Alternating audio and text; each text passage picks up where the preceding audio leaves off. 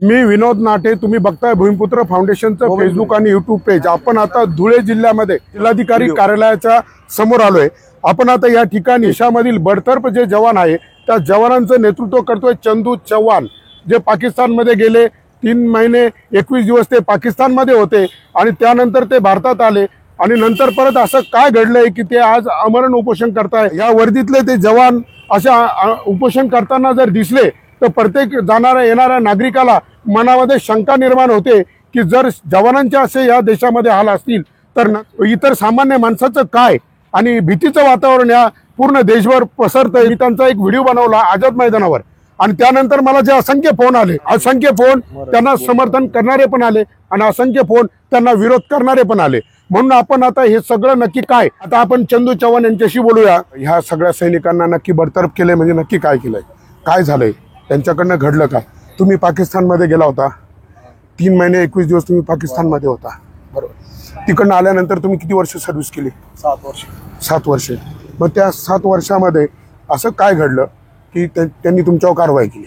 त्यांनी 7 वर्षात ज्या 7 वर्षाच्या पहिले माझा रेकॉर्ड बिलकुल क्लीन होता। बरोबर बरोबर। पाकिस्तानाहून आलो का माझा जो होता की बाबा तू त्यांच्याकडून म्हणणं आहे की बाबा तू डिसिप्लिनने वागला नाही म्हणून तुला 5 पनिशमेंट झाला, तू घरी जा। बरोबर, म्हणजे काय डिसिप्लिननी वागला नाही असं काय घटना आहे? कधी घटना सांगा ना तुम्ही, बाबा इथे तुमचं काय चुकलं आणि अधिकाऱ्यांचं? पहिलं डिसिप्लिन आहे की मी पाकिस्तानामध्ये 29 सप्टेंबरला जातो, सर्जिकल स्ट्राईक होते, तुम्ही न्यूज बघता, आणि त्यानंतर पाकिस्तान सांगतं याने 2 लोक मारले आणि त्यानंतर मी तिकडून येतो आणि मला शिक्षा भेटते की बाबा तू पाकिस्तानात 2 लोकांना मारलं, बिना परमिशनचा गेला होता। मग बिना परमिशनचा गेला होता तर मग माझं डॉक्युमेंट मध्ये POW केलंय। POW म्हणजे युद्धबंदी सैनिक। युद्धबंदी सैनिक। जर मी युद्धामध्ये होतो तर मला शिक्षा का दिली मग? म्हणजे तुमचं म्हणणं आहे की तुम्ही युद्धामध्ये होता, 29 सप्टेंबरला जे सर्जिकल स्ट्राईक झालं त्या सर्जिकल स्ट्राईक मध्ये तुम्ही होता? नाही, आपलं सरकार सांगतं सर्जिकल स्ट्राईक झालंय आणि पाकिस्तान सरकार सांगतं सर्जिकल स्ट्राईक मध्ये 2 लोक मारलेत आणि 29 सप्टेंबरलाच घटना होते। 29 सप्टेंबरला सर्जिकल स्ट्राईकचं पाकिस्तान ट्विट करतं की 2 लोक मारले म्हणून, आणि नंतर पाकिस्तान ट्विट करतं आपलं सरकार सांगतं तो चुकून गेलेला आहे, आपलं सरकार सांगतं चुकून गेला आहे आणि पाकिस्तान सरकार सांगतं 2 लोक मारलेत। नंतर पाकिस्तान स्टेटमेंट बदलतं आणि सांगता परेशान होऊन आला होता, आणि जर मी परेशान होऊन आलो असतो घरी भागलो असतो, तिथं मला काय भेटायला जायचं होतं का? तिथं AK-47 रायफल माझी आलेली, मला POW केलंय डॉक्युमेंट मध्ये, मला भारत सरकारनेच सांगून द्यावं की मी कशासाठी गेलो होतो पाकिस्तानमध्ये। आता मी हे प्रश्न विचारतो। हा ठीक आहे, तुम्हाला त्यानंतर भारत सरकारने तुम्हाला सोडवलं, तुम्हाला परत भारतामध्ये आणलं, 3 महिने 21 दिवसाची तुम्ही कैद तिथं भोगली, तुम्हाला तिथं अनेक टॉर्चर केलं गेलं, त्यानंतर तुम्ही सर्व्हिस मध्ये रुजू झालो, त्यानंतर चार ज्या काही परत तुमच्या चुका दाखवल्या त्यांनी, त्या काय चुका? बरोबर, त्यांचं म्हणणं होतं तू कॅम्प मध्ये नाही होता, तर कॅम्प मध्ये नाही होता तर का नाही होता मला या सरकारनेच सांगावं। म्हणजे अधिकारी बोलतात त्याचीच बाजूनी ऐकायची, त्यांची बी ऐका तुम्ही, पण माझी बी तर ऐकावा। बरोबर। आज अधिकारी सांगतो तो AW तो घरी नाही होता, म्हणजे कॅम्प मध्ये नाही होता, कॅम्प मध्ये का नाही होता हे तर सांगावं मला, कस काय नाही होता? नाही, ती एक चूक झाली, नाही चुकी लावून ती चूक लावून दिली तुमची, ती एक झाली घटना। 4 घटना असं काय घडल्यानंतर? हेच सांगतो ना, कॅम्प मध्ये नाही होता म्हणजे एक चूक झाली, ती एक झाली, पनिशमेंट ती एक दिली। म्हणले हा दारू पिलेला होता, दारू पिले होता, कुठं पिला होता मला मेडिकल रिपोर्ट दाखव। मेडिकल रिपोर्ट नाही, काही नाही, बरं ठीक आहे। अजून? आणि तिसरी चूक आहे की बाबा PMO ला आम्ही थ्रेटेड कॉल केला होता, ते सिद्ध करून द्यावं।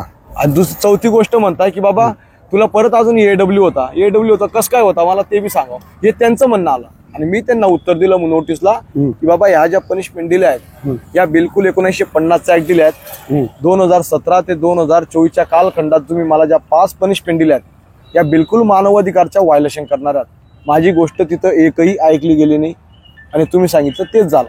पनिशमेंट देऊन मला घरी पाठवतात, मी लोकशाहीच्या माध्यमाने आणि कोर्टाच्या माध्यमाने नाही गेली, पण कोर्ट आमचं मिलिटरीचं असं आहे सर की त्या कोर्टात जे अधिकारी तुम्ही मला पनिशमेंट दिली आणि नंतर तुम्हीच अधिकारी घेऊन कोर्टात बसलेले आहेत आणि तुम्हीच वकील आहेत, अधिकारी सर्व तुम्हीच करणार आहेत, खरंच मला न्याय भेटणार आहे का?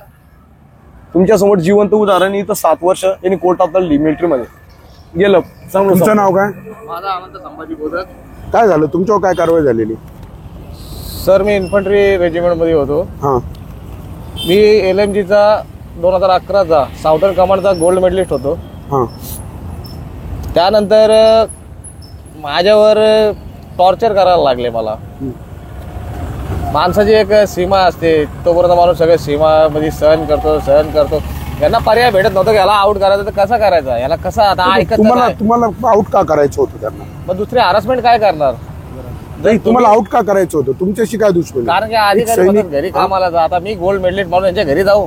ते काय झालं तेच सांगा ना. झाडू मारायला, हा, यांच्या घरी झाडू मारायला जाऊ, हा, यांच्या घरचे झाडं लावायला जाऊ, हा. बंगल्यावरचे. नाही, काय झालं मग? तुम्ही त्याला विरोध केला? मी विरोध केला. मग मला फसवायचा प्रयत्न करण्यात आला का ह्याला कुठं अटकवायचा, का अटकवायचा, कसा अटकवायचा.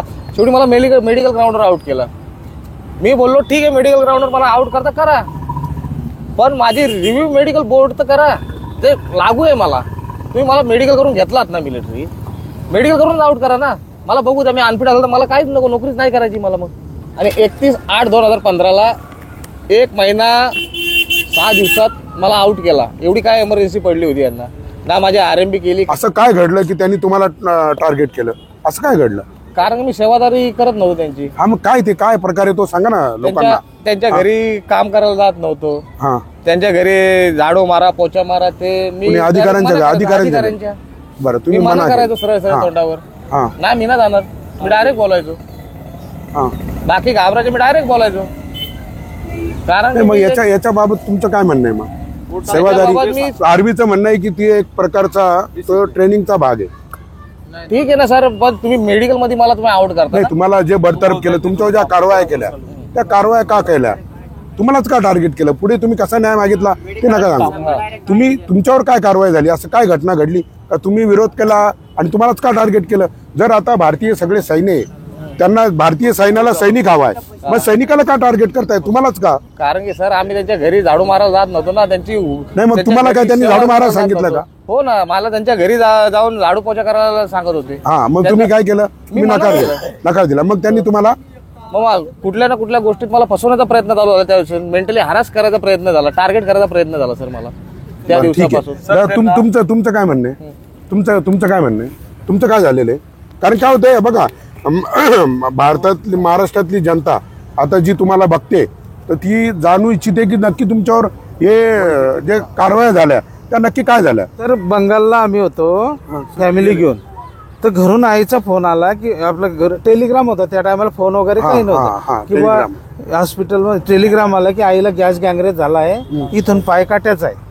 मग मी म्हटलं बघ घरी बघ्यासारखं कोणी नाही, माझी 1 वर्षाची सुट्टी तुमच्याकडे ड्यू आहे, मला सुट्टी द्या, मी ट्रीटमेंट करून येतो. तर ऑफिसर पहिलेच असा होता माझ्याशी, सुट्टी भेटणार नाही म्हणे. म्हटलं सर 1 वर्षाची सुट्टी द्या, काहीतरी 8 दिवसाची आम्ही एक अरेंजमेंट करून रिटर्न येतो. सुट्टी भेटणार नाही. मी 8 दिवस तगाता लावला, सुट्टी द्या सुट्टी द्या. त्यांनी काय केलं की एक ऍप्लिकेशन, एक मुवमेंट ऑर्डर दिली की आताच्या आता तुम्ही काश्मीर ड्युटीला जा, फॅमिली बंगाललेच राहू द्या, कारण काश्मीरला फॅमिली ठेवू शकत नाही. बरोबर, इथं फॅमिली ठेवा आणि तुम्ही बंगालला जा. फॅमिली त्यांनी मला क्वार्टर बी दिलं नाही. बाकी आपले जे जवान होते त्यांना बाहेर ठेवलं सिव्हिलमध्ये.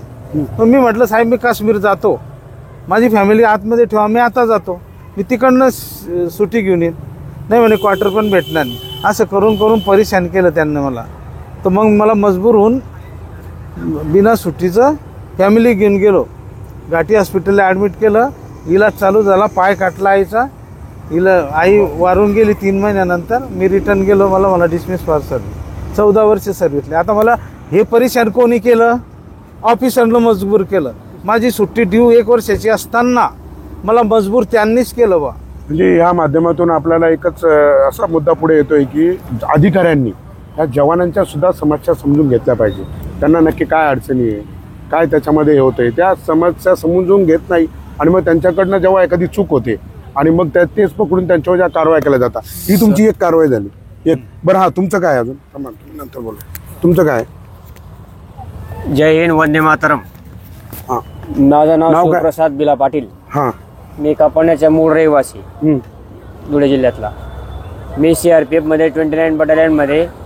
काय घडलं तुम्हाला? मला ऑफिसरांनी फसवण्याचा प्रयत्न केला गेला. तुम्हालाच का फसवण्याचा प्रयत्न केला? मला म्हणजे मी ऑफिसरांच्या काही गोष्टीचे जे म्हणजे दुसऱ्या पद्धतीने, म्हणजे जसं की इथं जा तिथं जा. मी क्रॉस कंट्रीचा जवान होतो सर. हां, आणि मला या ड्युटीवर चला ठीक आहे काही हरकत नाही, मला ड्युटी दिली त्याबद्दल काही वाटत नाही. पण मला ड्युटीमध्ये असं फसवण्यात आलं, जो माझा CHM त्याचे जे बाकी जवान ऐकत होते त्यांच्या गोष्टी तू पण ऐक आमच्यासारखं, मी त्या गोष्टी ऐकल्या आणि मला जास्त काय टॉर्चर काय ऐकलं नाही पण काय म्हणजे जसं की ऐकलं नाही? बटम्यानी करा बुवा ते असं हे ते करा, मी ऐकलं नाही. मला कुठे बी काय नोकरी दे, पण? ड्युटी दे. स्पष्ट सांगा ना. अहो, ते काय? असं सांगता की बाबा म्हणजे झाडूला वगैरे असं तसं बरं का. मी म्हणे मी करणार नाही वगैरे. हो हा. मला ड्युटी दे, कुठे बी तिथेच तयार आहे, जिथं पाठवतील तिथं जाईल. पण मला असं वेगळ्या पद्धतीने फसवलं. ते बुवा ड्युटीवर असताना झोपलेला आहे किंवा नशेमध्ये, याच्या कारणाने माझ्या बाऱ्यामध्ये लिहून दिलेलं आहे. आणि जे रजिस्टर फाडण्याचा म्हणजे जो आज माझ्यावर आरोप लावले गेले 19/10 1949 11/1 काय रजिस्टर फाडलं असं हा असे माझ्यावर आक्षेप घेतले गेले. म्हणजे फसवण्याचा प्रयत्न केला 4 रूपने. आणि जे जवानाच्या पुढच्या म्हणजे कार्डमध्ये पुढच्या जवानाच्या याच्यामध्ये रजिस्टर होतं ठेवलेलं, ते रजिस्टर फाडलं आणि नाही त्या जवानाला गोळी मारण्याची धमकी दिली. असं त्या जवानाकडनं लिहून मला फसवण्याचा प्रयत्न केला गेलेला आहे. आणि मला असं 1949 11/1 अंतर्गत रिमूव्ह फ्रॉम सर्व्हिस केलं गेलं. 4 वर्षाची माझी सर्व्हिस होती. 2003 भरती होतो आणि 2007 मध्ये मला रिमूव्ह फ्रॉम सर्व्हिस केलं गेलंय. बरं तुमचं काय दादा तुमचं काय दादा तुमचं काय दादा इकडे इकडे इकडे इथे या नाही मी सर अंबाला कॅन्ट दिल्लीमध्ये असताना माझ्यावरती अधिकारी आणि एक आमचा सीएचएम राहते. हा, हा. सीएचएम तसंच प्लस आमचा एसएम राहते. तर त्यांनी मला मॅडमकडे पाठवलं. मी म्हटलं झालं काय मला ते सांगा ना. हा. तुम्हाला बडतरफ केलं का केलं हा बडतरफ तुम्हाला? बडतलब मला करण्यात आलं की बाबा त्यांनी मला मॅडमकडे पाठवण्यात आलं की बाबा तू सहायक म्हणून जा. मी सदा मना करून टाकली हा. की बा मला जायचं नाहीये काम करतो. का बरं ते मला का मग- बरं तुम्ही मना केलं? मी याच्यासाठी मना केलं कारण की मी एससीएमटी ड्रायव्हर आहे. हा मी एक ड्रायव्हर असून मी कोणाचं अंडरवेअर किती धुलाई करू की हा मी कोणाचं अंडरवेअर कच्चा वगैरे काय धुलाई करू नाही, म्हणजे कुठे- बुटपालिश कुठे? करायला काय जाऊ मी अंबाला कॅन्ट मध्ये. आम्हाला कॅनमध्ये काय आहे? तिथं काय आहे? तो काय प्रकार आहे? साहेबांच्या घरी मला जायचं नाहीये बुटपालिश करण्याकरता, झाडू मारण्याकरता, साफसफाई करण्याकरता.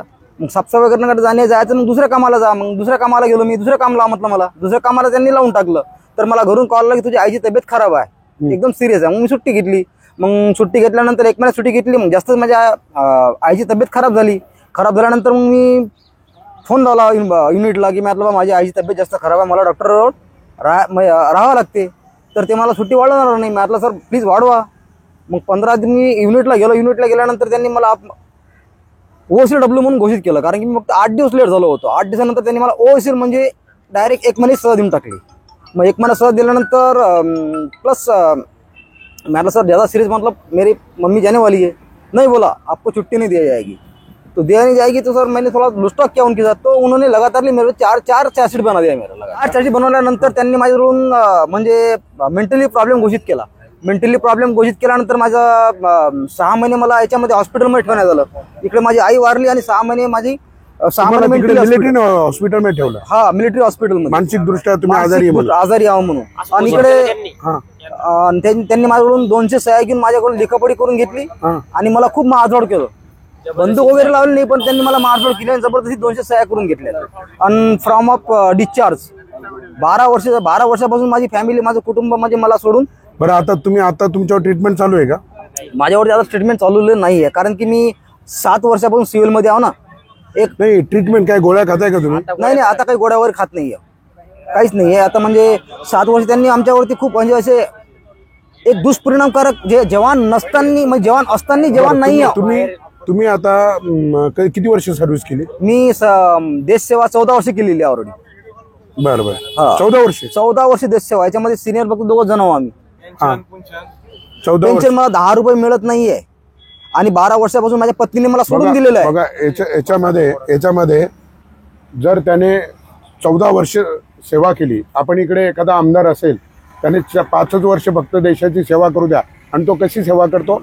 हा अरे एखादा गरीब असतो नंतर तो कोट्याधीश होतो, अब्जावतीला त्याच्या संपत्ती होतात आणि तरी त्याला 80,000 रुपये पेन्शन देता तुम्ही, महिन्याला 2.5 लाख रुपये पगार देता. आणि मग आज जर हा जवान 14 वर्ष सर्व्हिस करतोय, मग त्याने आता इकडे येऊन परत त्याला नोकरी पण नाही, एक सर्व्हिसमॅनचा दर्जा नाही, मग त्याने काय करायचं? मग त्याच्या कुटुंबाने कसं जगायचं? म्हणून त्यांना पेन्शन दिली पाहिजे. 5 वर्षामध्ये जर आपण आमदारला देतो तर मग आपण यांना का पेन्शन देत नाहीये? आपण त्यांचा पेन्शनचा मुद्दा घेऊया.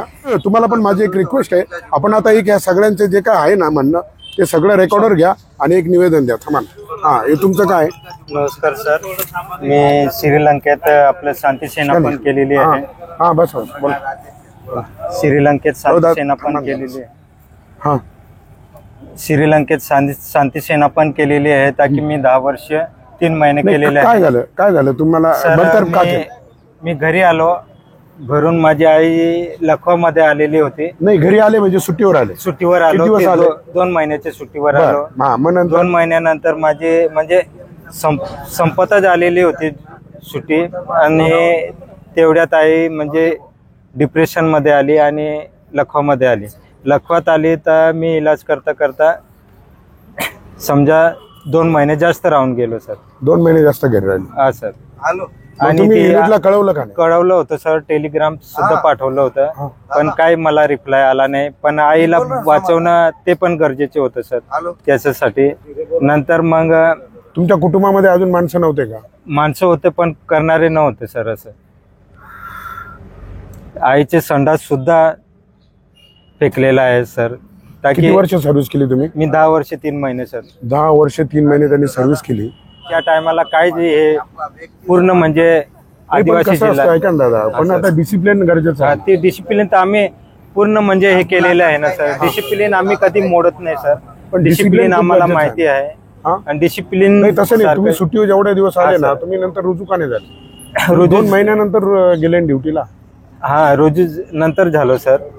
पण तेव्हा डिसमिस केलेलं होतं. मग मी प्रयत्न केला त्यांना सरांना बोललो ताकि सर ऐसा नहीं हो सकता है. ताकि हमको दोबारा और चांस दो सर. ऐसा मैंने घर पे जाओ, घर से आप लेटर लिखो, बाद में हम आपकी सुनवाई करेंगे ऐसा बोला. मैं बोला फिर ठीक है. फिर भी बहुत कोशिश किया सर DSA में, ताकि जिला सैनिक बोर्ड से नहीं, मैं लेकिन सुनो ना, आप हिंदी सर. लँग्वेज आहे आपका? नहीं मराठी लँग्वेज. मराठी आहे. मला सांगा, तुम्हाला जर 1-2 महिन्याची सुट्टी होती, मग तुम्ही डायरेक्ट 4 महिन्याने ड्युटीवर गेले, हा सर. मग ते पण आईला वाचवणं ते पण खूप आईला गरजेचं आहे. वाचवणं पण तुम्ही कर्तव्यावर होता ना. उद्या तुम्हाला सिक्युरिटी गार्ड जरी जरा उशिरा आला ना, हा सर. तरी त्याला कामावरून काढून हा, टाकतात. ती तुम्ही गोष्ट सैनिक आहे. आहात ना. ती गोष्ट तर आहेत. आता आईला पण फेकून आपण नाही जाऊ शकत ना. काय झालं तुम्हाला बडतर्फ का केलंय? योगेश हिम्मतराव कुठे हा, नाशिकवरून नाशिकवरून आहे. 11 वर्ष नोकरी केली. 11 वर्षे. बरं, तुम्हाला बडतर्फ का केलं? म्हणजे बडतर्फ माझा 10 नंबर भरला होता. हा, 10 नंबर म्हणजे काय? हा काय प्रकार? ते बी जबरदस्ती भरला माझा. काय म्हणजे चुकी नसताना. काय पण ते सांगा ना, जे काय होतं लोकांना ते कळत नाही काय? मानसिक रुग्ण आहे म्हणून. बरं बरं. हा आणि त्याच्यानंतर युनिटमध्ये येऊन डॉक्टरनीच माझ्याकडनं जबरदस्ती टूल लिहून दे बुवा. हा. आणि 18 नंबर मागवला होता, त्याच्यात लिहून दिलं, घेतलं माझ्याकडनं, सही घेऊन घेतली. नाही, पण सैन्याने असं तुमच्याच बाबतीत का केलं? आता सर असं आहे का सर्व मिलिटरी माझ्यासाठी चांगली आहे, पण एक माणूस कोणी वाईट राहील माझ्यासाठी. आणि तो जर अधिकारी राहिला, हा, हो, आणि अधिकाऱ्याने जर डॉक्टरला फोन लावला का बुवा हा माणूस असा आहे, आणि तो जर कंपनी कमांडर राहिला तर तो येस कर. नाही, मग कुणी केलंय असं? काय त्याचं नाव सांगा ना. कुणी केलं? तुम्हाला वेडा का ठरवलं? का? कारण आहे बघा, भारतीय सैन्याला सैनिक पाहिजे. ते तुमच्याशी दुश्मनी काय त्यांना? मग तुम्हाला वेडा ठरवण्याचं कारण का? 10 नंबर भरला. हा तो माझा ब्रिगेडियरनी भरेल. हा. Brigadier 7698 brigade Jodhpur. ब्रिगेडियरने मराठा आहे, सावंत आडनाव आहे. त्या माणसाने चुकी नसताना, म्हणजे दारू पेल नसताना माझा फॉर्म भरला का हा आत्महत्येचा प्रयत्न करतोय म्हणे, आणि याचा फॉर्म भरला. मी दवाखान्यात गेलो. दवाखान्यात मला फोन केलं डॉक्टरने का बुवा याचा काही दोष नाहीये, हा एकदम मेंटली फिट आहे, फिजिकली फिट आहे, काही टेन्शन नाही. आणि त्याच्यानंतर परत सावंतनी डॉक्टरला फोन लावला का नाही हा ये म्हणजे याचा फॉर्म भराच. काय मेंटल आहे? हा मेंटल, याचा फॉर्म भराच म्हणजे. आणि मग नंतर तुम्हाला काढून दिलं? मग त्या टायमाला डॉक्टर मला म्हणे का तुझेच युनिटवाले जर तुला वाचू शकत नाहीये, तुझे युनिटवाले तुला फसवू राहिले म्हणे, तर आम्ही काही करू शकत नाही म्हणे. आणि मग त्यांनी 35 दिवशी मला कॅटेगरी केलं, ऍडजस्टमेंट डिसऑर्डर, घरी काढून दिलं. आणि तुम्हाला आता पेन्शन नाहीये? काहीच नाही. काहीच नाही. बघा, आपल्या कुटुंबामध्ये जर समजा कुटुंबातला एखादा सदस्य आहे आणि जेव्हा तो काहीतरी समजा आजारी होतोय, आर्मी एक फॅमिली आहे, पूर्ण कुटुंब आहे त्या देशाचं, आणि त्यांच्याच भरोशावर आपण इकडे सुरक्षित आहे, आणि मग अशा वेळेस जर त्याच्यावर काही समजा आजारी झालाय किंवा काही झालाय, तुम्ही त्याला जर बडतर्फ करताय ना, मग त्याच्या कुटुंबासाठी तुम्ही पेन्शन का देत नाही? 5 वर्षामध्ये आमदारला पेन्शन देतो, मग यांना का पेन्शन देत नाही? आणि उद्या जर हा सैनिक आहे, याला युद्ध करण्याची आपण कला शिकवली, याला योद्धा बनवलं, आणि उद्या जर हा चुकीच्या लोकांच्या हाताला लागला किंवा चुकीच्या मार्गाला गेला पैशाच्या तंगीमुळे, तर देशाची डोकंदुखी ठरू शकतो. म्हणून मी माननीय पंतप्रधान साहेब तुम्हाला विनंती करतो की ह्या पीडित बडतर्फ जवानांचं दुःख समजून घ्या आज यांना सगळ्यांना दुर्लक्षित केलं जाते. तर ते त्यांच्याकडे लक्ष द्या, त्यांच्या निवेदनाची दखल घ्या. आता 4 दिवस झाले ते अनशन करताय, 4.5 महिने ते आझाद मैदानावर बसले, कुणी काही नाही. आणि जेव्हा आर्मीच्या वेशामध्ये आंदोलन होतंय ना, तर येणाऱ्या जाणाऱ्या नागरिकांना भीती निर्माण होते की आपल्या देशामध्ये सैनिक सुरक्षित नाही, मग सामान्य माणसाचं काय, तो सुरक्षित आहे का? तर कृपया या देशातलं वातावरण आता तुम्ही खराब करताय. तुम्ही येऊन त्यांचं ते जर चुकीचे असतील ना, ते येऊन सांगा ना तुम्ही चुकीचे आहे म्हणून. तुम्ही त्यांचं निवेदन तर घ्या, बोला, ते त्यांच्याशी चर्चा करा का काय झालंय, ते त्यांचा न्याय मागताय. आणि त्यांच्यावर ज्या कारवाया झाल्या त्यांचं म्हणणं आहे त्या चुकीच्या झाल्या. आता याचं म्हणणं आहे का माझ्यावर मेंटल आहे म्हणून मला काढून दिलं, आणि तो मेंटल नाही, मनोरुग्ण नाही आहे. अरे मग जर एवढं मोठं जर चिटिंग होत असेल, कोणत्या तरी अधिकाऱ्याशी एखादा वाद झाला म्हणून जर तो अधिकारी जर असा सूडबुद्धीने करत असेल तर हे भयानक आहे. आणि आता हे सैनिक सांगताय ते जर खरं असेल तर हे एकदम भयानक आहे, चुकीचं आहे. आणि जर समजा हे जर खोटं बोलत असतील तर तुम्ही येऊन एक चांगली एक अशी इन्क्वायरी बसवा, चौकशी बसवा, आणि याच्यामध्ये एक चांगली चौकशी करा ना, एक समिती नेमा, चौकशी नेमा, यांच्यावर काय कारवाई झाली, यांची नक्की काय स्थिती आहे, नक्की काय प्रकारे हा देशातल्या नागरिकांना प्रश्न पडलाय. तर मी माननीय पंतप्रधान साहेबांना या माध्यमातून एक आव्हान करतोय की तुम्ही एक समिती नेमा, आणि हे जे काही देशातले सगळे पीडित सैनिक आहे, चंदू चव्हाण या सगळ्यांचं नेतृत्व करताय. आपण गेल्या 4.5 महिन्यापासून इथं आपण पूर्ण त्या आझाद मैदानामध्ये त्यांना पाहिलं. मागच्या वेळेस मी जो व्हिडिओ बनवला, मला पूर्ण भारतातून मेसेज आले, काहींचे फोन आले की काय प्रकार आहे हा. तर त्या प्रकार जाणून घेण्यासाठी मी इथं आलोय. तर मी या माध्यमातून माननीय पंतप्रधानांना विनंती करतो, एक समिती नेमा. आणि सैनिक या भारतीय सैन्याला सुद्धा माझी एक विनंती आहे का तुमचं स्टेटमेंट सुद्धा पुढे येऊ द्या.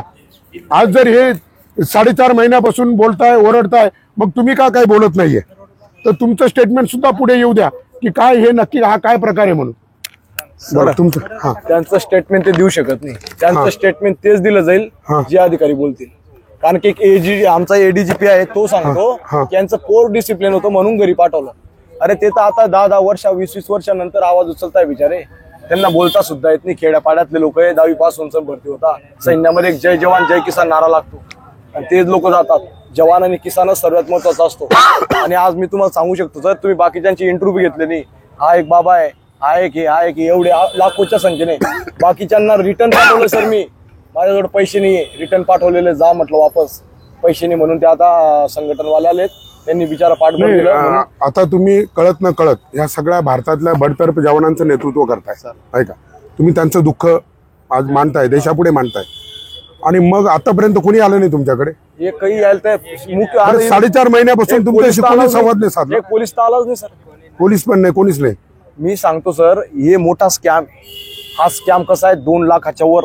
एक देवेंद्र फडणवीस साहेब, माननीय देवेंद्र फडणवीस साहेब, आपण मुख्यमंत्री आहात, तुम्ही एक स्टेटमेंट देणार की बाबा जेवढे जवान राज्यामध्ये असतील त्यांचा आकडा सांगा. एका मिनिटात कलेक्टर साहेबांना आदेश देईल, कलेक्टर साहेब कल्याणाधिकाऱ्यांना सांगतील आणि तिथून लगेच आकडेवारी जाहीर होईल. पण ते सांगत नाहीये, कारण की त्यांचा पैसा सुद्धा खाल्ला गेला, स्कॅम झालेला आहे. मी पाकिस्तानामध्ये तुम्हाला ग्रॅज्युटी पण दिली नाही, एक पैसाच खाऊन गेले तर पूर्ण म्हणजे बडतर्फ केल्यानंतर तुम्हाला काही त्यांनी त्यांचा पैसा सुद्धा दिला नाही, स्कॅम केला. हे आतंकवादी सारखं जीवन जगताय. बघा, या माध्यमातून आपण एक दिवस जरी एखाद्या कॉन्ट्रॅक्ट मध्ये जरी एखाद्याने काम केलं तरी आपण त्याचं त्या दिवसाचं त्याचा PF असेल, त्याचं प्रॉव्हिडंट फंड, सगळ्या गोष्टी आपण त्याला त्या देत असतो. यांची ग्रॅज्युटी यांना दिली पाहिजे सर, आणि परत यांना पेन्शनही दिली पाहिजे. आणि परत इकडे भारतात बाहेर आल्यानंतर यांना आपल्याला नोकरी देणं आपलं कर्तव्य आहे. जर नोकरी नाही दिली तर उद्या काही शब्द आहे, कमी शब्दात बोलतो तुम्हाला, जवान देश सेवेला जातो ना की आतंकवादी व्हायला जातो. तुम्ही प्रत्येक सैनिकाला विचारायचं छाती टोकून, त्यांच्या मनात एकच आहे की आम्ही का आतंकवादी आहेत का. त्यांच्या मनात तो प्रश्न निर्माण आहे, कारण की त्यांचं समाजाने शोषण केलंय. भारताच्या प्रत्येक, आज तुम्ही आले सैनिकाला पाहून आले, इथं लोक सैनिकाला पाहून आले, पण जेव्हा सैन्याला सैन्यामधून काढलं जातं ना, त्याला एक आतंकवादी सारखं पाहिलं जातं. त्याच्यासाठी उपाययोजना काय केली गव्हर्नमेंटने, हा यांना विचारा तुम्ही. काय वाटतं बाबा, गावात कसे बोलले जातं तुमच्याशी, कशा पद्धतीने बघलं जातं गावात? ते वाटते काय अत्याचार केला, काय कांड केला, पण जो कांड केला ते आम्ही जाहीर करतो की बाबा आमची फक्त नॉर्मल सुट्टीनं लेट झाल्यावर एवढी सजा, म्हणून आम्ही इथं बसलोय. आमचं खरे फक्त सूड भावनेच्या पद्धतीने काढला जातात. 10 वर्षानंतर नंदुरबारहून आले, आतंकवादी सारखं त्यांच्या डोळ्यात अश्रू होते. मी भारताच्या एक जवानाचं पीडितचं दुःख भारतासमोर सांगतोय आणि हे तुम्हाला चॅलेंज देऊन सांगतो. 2 दिवस पहिले एका जवानाने सुसाईड केली. त्यांनी 14 वर्ष देश सेवा केली होती. एका जवानाने मला कॉल केले, ऑन सर्व्हिस आहे, तो रक्त जोडून सांगतोय, चंदू भाऊ मी पाय पडतो तुझा, पण ही लढाई सोडू नको म्हणे. मी सुद्धा बटमॅन करतो पण नाव सांगू शकत नाही म्हणे. त्यांचं दुःख भारताला ऐकावं लागेल. आता तुम्हाला माननीय पंतप्रधान नरेंद्र मोदी साहेबांकडनं तुम्हाला काय अपेक्षा आहे? मला काय अपेक्षा केलं आहे पाहिजे? ते देशाच्या सैनिकांसाठी पेढे खाऊ घालतात, आभारी आहे तुमचा. पण सैनिक हा देशाचाच असतो, कोणत्याही पॉलिटिकल पार्टीचा नसतो. सैनिकासाठी तुम्ही यावं आणि आमची एक गोष्ट आर्टिकल 21 प्रमाणे आणि आर्टिकल 16 प्रमाणे त्यांना तो मान सन्मान द्या. आणि हे बघा सर, एक सर्व्हिसमॅनची व्याख्या काय म्हणते हे साईडला पत्र लावलेत. एक सर्व्हिसमॅन कोणाला बोललं जातं? जर आमचं जे आता सिस्टम आहे, एक सर्व्हिसमॅन 10 वर्ष 12 वर्ष जो देश सेवा करतो त्याला तुम्ही देशद्रोही सारखं सोडून दिलेलं आहे. मी पाकिस्तानामधून आलो, 4 महिने शिक्षा घेतली, माझी आजी वारून गेली. मी तिथंच मेलो असतो तर एकच वेळेस मेलो असतो, पण मी आज माझ्या भारतामध्ये डेली मरतोय सर. आणि एक पाकिस्तानाहून ते अभिनंदन येतात, त्यांना मेडल देतात कारण की ते अफसर होते म्हणून. मग मला सरकारनेच सांगून द्यावं सर्जिकल स्ट्राईक झाली का नाही झाली, मी क्लिअर करतो. माझ्यासमोर लाईव्ह यावं कोणीतरी, माझ्याजवळ. नक्कीच आता यांनी पूर्ण भारतीय सेनेला या ठिकाणी आव्हान केलंय आणि पूर्ण देशातल्या माननीय पंतप्रधान साहेब, तुम्हाला सुद्धा आता हा एक मोठा देशापुढे प्रश्न आहे. तुम्ही सगळ्यांनी आता एक समिती नेमून आणि ह्या सर्व या सैन्यांच्या बाबतीत, या सैनिकांच्या बाबतीत नक्की काय घडलंय याचा पूर्ण सखोल चौकशी करून आणि हा प्रश्न सोडवावा. कारण आता भारतातल्या नागरिकांना, आता मला एवढे फोन आले, असंख्य फोन आले लोकांचे, की नक्की हा काय प्रकार आहे, तुम्ही व्हिडिओ बनवला, तुम्ही सैन्याच्या विरोधात तर नाहीये ना, तुम्ही हे आर्मीच्या विरोधात, आर्मीची बदनामी होते तर नक्की सर आर्मीची बदनामी नाही करायची. नाही असं नाही, ऐका ना, स्ट्रॉंग करायचं. लोकांना वाटतं तसं नाही, मग नक्कीच प्रश्न प्रत्येकाने करायला पाहिजे. भारताच्या प्रत्येक नागरिकाने हा प्रश्न करावा मला, की बाबा हे काय प्रकार, हा प्रकार हा आहे की येणारं भविष्य हे प्रत्येक सैनिकाचं, जो तुम्ही विचार करतायत ना, भरतीची प्रॅक्टिस करतो आपण जिद्दीने आणि सैन्यामध्ये दाखल होतो आपल्या देश भावनेने, तर तुमचं शोषण नाही व्हायला पाहिजे म्हणून ही लढाई चालू आहे. आणि ही लढाई पर्सनल नाही. ऐका ना, तुमच्या मागण्या ह्या भारतीयांना मान्य आहे, हे मान्य झाल्या पाहिजे, तुम्हाला पेन्शन मिळाली पाहिजे, बरखास्त आल्यानंतर सुद्धा तुम्हाला नोकरी करायचा अधिकार असला पाहिजे, बरोबर, हे मान्य आहे. पण आता काय होतं, आता माझ्या याच्यावर बऱ्याच जणांच्या कमेंट आल्या, काही जणांचे फोन आले की मी माझ्या मुलाला मिलिटरीत पाठवणार होतो, आता पाठवणार नाही. पाठवायला पाहिजे. ऐका ना, नाही याने काय होतं, निगेटिव्ह मेसेज जातोय. म्हणून आता ही तुमची जेवढी जबाबदारी ना, तेवढीच माननीय पंतप्रधान साहेब आपल्या सगळ्या भारतातल्या राजकारण्यांची सुद्धा जबाबदारी आहे की आता तुम्ही येऊन यांचं म्हणणं ऐका आणि अख्ख्या देशात, नाही तर देशामध्ये एक वेगळं वातावरण, वेगळा मेसेज जाऊ राहिलाय की जर या देशातला सैनिक सुरक्षित नसेल तर सामान्य माणूस सुरक्षित आहे का, हा प्रश्न पडतोय. म्हणून मी हात जोडून माननीय पंतप्रधानांना विनंती करतो, समिती नेमा आणि यांचा काय प्रश्न आहे तो सोडवा. जवान, हा बघा तुमच्यासोबत काय झालं, शॉर्ट मध्ये 2च शब्दात काय झालं माझ्यासोबत आहे ना, अधिकाऱ्यांनी आहे ना मला मारण्याची धमकी दिली होती. का? पण तुम्हालाच काय मारायची धमकी देतील ते तसंच आहे ना, तो काम जर नसेल ऐकत. नाही, तुम्ही काय काम नाही ऐकलं. म्हणजे बघा आर्मीमध्ये बघा डिसिप्लिन म्हणजे आर्मी म्हणजे डिसिप्लिन फक्त भारतामध्ये आर्मीतच आहे, बाहेर कुठेही डिसिप्लिन पाळला जात नाही. ते म्हणायचे की बाबा ते पोचा मारावं लागेल, मॅडमचे कच्चे द्यावं लागतील, मॅडमचं हे करावं लागेल, ते करावं लागेल, बाजारला जावं लागेल, हे करावं लागेल, ते करतो ना. पण मग तुम्ही आम्हाला हे अशा नजरेने नका ना हे करू. आमचं म्हणणं हे आहे सैनिकाचं. नाही, काय झालं होतं, घटना एक्झॅक्ट सांगा, काय झालं होतं, काय झालं, काय नाही, एवढंच, बाकी काय नाही सर. दुसरं काय नाही. तुम्हाला टार्गेट काय केलं त्यांनी? धुणे धुवायला लावतात ना, अफसरच्या बायकोचं कपडे वगैरे सर्व काही काम करायला लावतात. आता या ऑफिसर लोकांना सुद्धा माझं या माध्यमातून सांगणं आहे की, आणि मी माननीय पंतप्रधान साहेबांनाच सांगतो, तुम्ही समिती नेमा, या ऑफिसर लोकांना त्यांच्या पगारामध्ये नौकर सिव्हिलियन्स कामाला ठेवण्याचे, धुणं भांडी करणारे, झाडू पोचा करणारे, जर त्याचे पगार त्यांना जर मिळत असेल त्या पगारामध्ये, तर तुम्ही सैनिकाकडनं का करून घेताय? अरे हे शेतकऱ्याची मुलं आहे ना, ही देशात भरती होतात ना, ते का होतात? या देशाची सेवा करायला, या देशासाठी मरायला. तुम्ही एका सोल्जरला, सैनिकाला हे असे कामं का सांगताय? आणि मग त्याच्यातला एखादा स्वाभिमानी विद्रोह करतो, नकार देतोय, तर तुम्ही त्यांच्यावर कट कारस्थान करून कारवाई करता, असं या सगळ्यांचं म्हणणं आहे. आणि मग हे जर खरं असेल तर एकदम भयानक आहे. म्हणून माननीय पंतप्रधान साहेब, तुम्ही एक समिती नेमा आणि याच्यामध्ये काय नक्की खरं काय खोटं काय हे जगाला कळू द्या. आम्हाला सगळ्यांना, देशाला सांगा. देशवासियांना मोठा प्रश्न पडला, हे काय चाललंय भारत देशामध्ये म्हणून. सर, आपल्या सेनेला स्ट्रॉंग करण्यासाठी ही लढाई आहे. आज यांना एका सूड भावनेने घरी पाठवलं. असे एक नाही, असंख्य सैनिक तुम्हाला लाखोच्या वर दिसतील आणि त्या जवानांना एक देशद्रोही सारखं गावात सोडून दिलेलं आहे. त्याला समाज बी शोषण करतो. मी सांगतो ना, लाईव्ह दाखवू शकतो सर. 2 जवानांनी सुसाईड केलेले आहेत. एकाची पत्नी आज भांडत होते दुसऱ्याच्या घरी. आणि मी तेच सांगतोय सरकारला की बाबा सरकारने मला आणलं, मी आभार व्यक्त करतो, पण आज मी माझ्या भारताच्या प्रत्येक सैनिकाला वाचवण्याची लढाई लढतोय. नाही, नक्कीच. आता तुमचं जे घराणं आहे, तुमच्या ज्या मागण्या आहे, याचं मी पत्र माननीय मुख्यमंत्री साहेबांना पण पाठवलंय. परंतु आता माननीय पंतप्रधान साहेबांना पण मी पत्रही पाठवणार आहे, तुम्हाला ईमेल पण करणार आहे. आणि तुम्हाला एक हात जोडून माझी पूर्ण भारतवासियांच्या वतीनं विनंती आहे की तुम्ही एक समिती नेमा आणि हे बडतर्फ जवानांचं जे घराणं आहे त्यांच्या ज्या सांगणं आहे की त्यांचं म्हणणं आहे की अधिकारी आमच्यावर सूडबुद्धीने कारवाया झाल्या, आमचं म्हणणंच ऐकून घेतलं नाही. नक्की हे काय प्रकार आहे त्याची एक समिती नेमून चौकशी करा आणि या देशापुढे जे खरं आहे, हे जर खोटे असतील त्यांचा खोटेपणा देशाला कळावा आणि जर हे सत्य असेल यांना न्याय मिळाला पाहिजे. आम्ही फाशी घ्यायला तयार असे भारतीय यांच्या पाठीमागे, फाशी घ्यायला तयार असे भारतीय यांच्या अन्नत्याग पाठीमागे. केलंय सर मी, अन्नत्याग. या सत्तेसाठी अन्नत्याग केलंय मी, जे जगासमोर येईल. भारताच्या नक्कीच. प्रत्येक नागरिकाने ऐकायला सरकारला पाहिजे. हेच सांगतो आम्ही की त्यांनी हे जेवढे जवान आहेत त्यांना दिल्लीत बोलून बैठक घ्या आणि जे अधिकारी आहे त्यांना पण बोलवा, तिथं आमने सामने करा आणि आम्हाला न्याय द्या. नाही, नक्कीच नक्कीच. जय सुप्रीम जवान. कोर्टाचा सुद्धा निर्णय आहे की व्हिडिओ ऑडिओग्राफी व्हायला पाहिजे, पारदर्शिता. तरी का करत नाही? तुमच्या ज्या ह्या 5 डिसिप्लिन, मागण्या फक्त डिसिप्लिनच्या नावाने जवानांवर कारवाया केल्या जातात, बाकी काहीच नाही सर.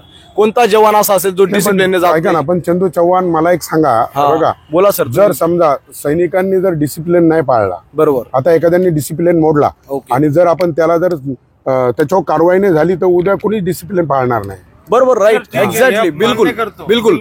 पण तुम्ही जर चुकीच्या पद्धतीने डिसिप्लिनच्या नाव, तुम्ही घरात कामं सांगताय, डिसिप्लिन झालं का? नाही, हे तुमचं घराने नक्कीच. आणि 10 वर्षापर्यंत त्याचं डिसिप्लिन होतं, 10 वर्ष त्याचं डिसिप्लिन होतं, 10 वर्षानंतर 12 वर्षात त्याचं डिसिप्लिन बिघडून जातं. तुमच्या घरात काम नाही केलं म्हणजे डिसिप्लिन बिघडून गेलं त्याचं.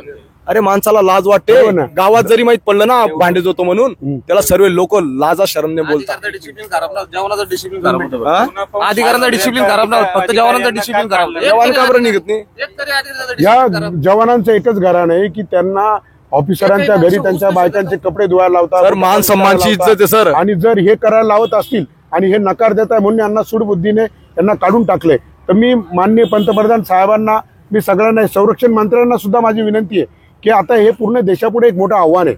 तुम्ही एक समिती नेमा आणि ह्या याची सगळ्या कारणांची चौकशी करा आणि काय आहे ते देशाला सांगा. शासकीय नोकरी द्यायला पाहिजे. जेवढ्या जवानांना बडतर्फ केलेत ते देश सेवेला गेले होते, ना की आतंकवादी व्हायला गेले होते. माझा प्रत्येक सैनिक हा देशाचा रक्षक होता, तो आतंकवादी व्हायला गेला नाही होता. अरे आतंकवादी येतात त्यांना देणकीमध्ये नोकरी दिली जाते, बांगलादेश नाही, येतात तुम्हाला त्यांना नागरिक नोकरी बनवतात. देण्यासाठी ना, हे तर सगळ्या देशवासियांचं म्हणणं आहे. कारण तुम्ही एक सैनिक आहे, ट्रेनिंग घेतलेलं आहे, तुम्हाला हत्यार चालवता येतात, सगळं हे बघा, ही सगळी.